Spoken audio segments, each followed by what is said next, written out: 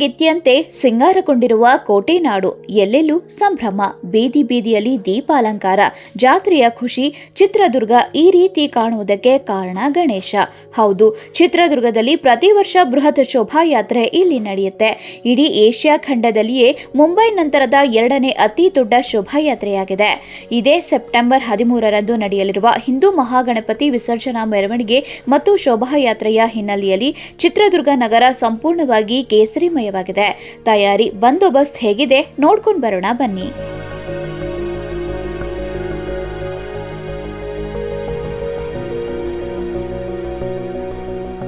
ಈ ವರ್ಷದ ವಿಸರ್ಜನಾ ಕಾರ್ಯಕ್ರಮಕ್ಕೆ ಡಿಜೆಯನ್ನ ಸಂಪೂರ್ಣವಾಗಿ ನಿಷೇಧ ಮಾಡಲಾಗಿದ್ದು, ಶೋಭಾಯಾತ್ರೆಗೆ ಬಿಗಿ ಬಂದೋಬಸ್ತ್ ಕಲ್ಪಿಸಲಾಗಿದೆ.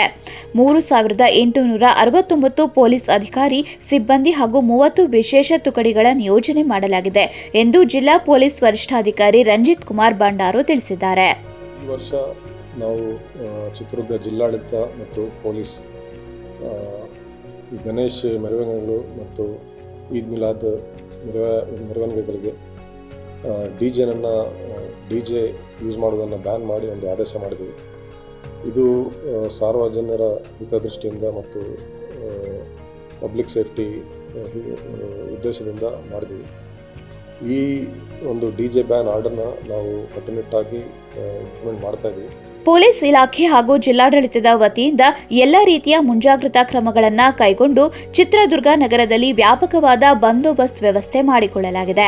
ಚಿತ್ರದುರ್ಗ ಜಿಲ್ಲೆ ಹಾಗೂ ಬೆಂಗಳೂರು ನಗರ ಸೇರಿದಂತೆ ಹೊರ ಜಿಲ್ಲೆಗಳಿಂದ ಅಧಿಕಾರಿಗಳು ಮತ್ತು ಸಿಬ್ಬಂದಿ ಸೇರಿದಂತೆ 9 ASP, 28 DSP, 78 PI, 175 PSI, 401 ASI, 2678 HC PC, 500 home guard ಹಾಗೂ 16 ತುಕಡಿಗಳು, ಕರ್ನಾಟಕ ರಾಜ್ಯ ಸಶಸ್ತ್ರ ಮೀಸಲು ಪಡೆ ಹಾಗೂ 14 ತುಕಡಿಗಳು, ಜಿಲ್ಲಾ ಸಶಸ್ತ್ರ ಮೀಸಲು ಪಡೆ ಮತ್ತು ರ್ಯಾಪಿಡ್ ಆಕ್ಷನ್ ಪೋಸ್ಟ್ ನಿಯೋಜಿಸಲು ಕ್ರಮ ಕೈಗೊಳ್ಳಲಾಗಿದೆ.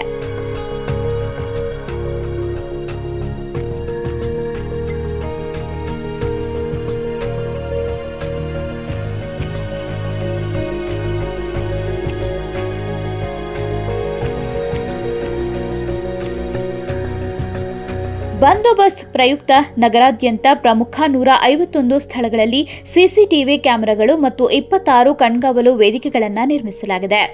ಮೆರವಣಿಗೆ ಮಾರ್ಗದಲ್ಲಿನ ವಿಡಿಯೋ ಚಿತ್ರೀಕರಣಕ್ಕೆಂದು 67 ವಿಡಿಯೋ ಕ್ಯಾಮೆರಾಗಳೊಂದಿಗೆ ಸಿಬ್ಬಂದಿಯವರನ್ನು ನಿಯೋಜಿಸಲಾಗಿರುತ್ತದೆ. ಶೋಭಾಯಾತ್ರೆ ಸಾಗುವ ಮಾರ್ಗದಲ್ಲಿನ ಎತ್ತರದ ಕಟ್ಟಡಗಳ ಮೇಲೆ 49 ಸ್ಕೈ ಸೆಂಟ್ರಿಂಗ್ಗಳನ್ನು ನಿಯೋಜಿಸಲಾಗಿರುತ್ತದೆ. ಅಲ್ಲದೆ 8 ಡ್ರೋನ್ ಕ್ಯಾಮೆರಾಗಳನ್ನು ನಿಯೋಜಿಸಲಾಗಿದೆ. ಒಟ್ಟಿನಲ್ಲಿ ಯಾವುದೇ ಅಹಿತಕರ ಘಟನೆ ನಡೆಯದಂತೆ ಸಕಲ ಸಿದ್ಧತೆಗಳನ್ನು ಮಾಡಿಕೊಳ್ಳಲಾಗಿದೆ.